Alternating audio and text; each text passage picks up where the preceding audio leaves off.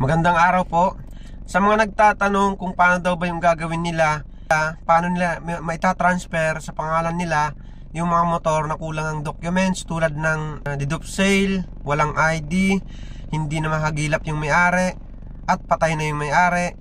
Okay, hindi po kayo kasama sa batas na ginawa na pinirmahan ni BBM.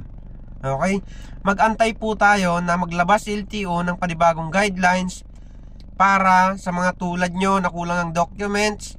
Okay, maglalabas po si LTO ng panibagong guidelines kung paano nyo maililipat sa pangalan nyo yan.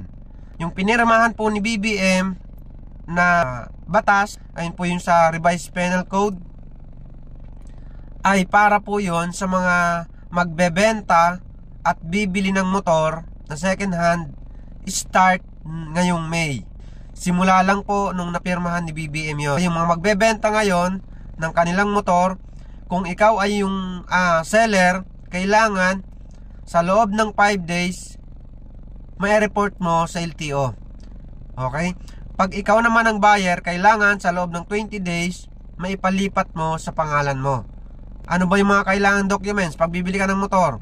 Noon pa man po, pag bibili ka ng motor, kailangan kumuha ka ng 2 valid ID ng may-ari na merong 3 perma.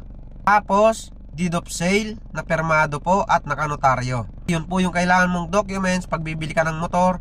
At kailangan, pag ikaw din yung magbebenta ng motor, ay meron kang copy nung deed of sale.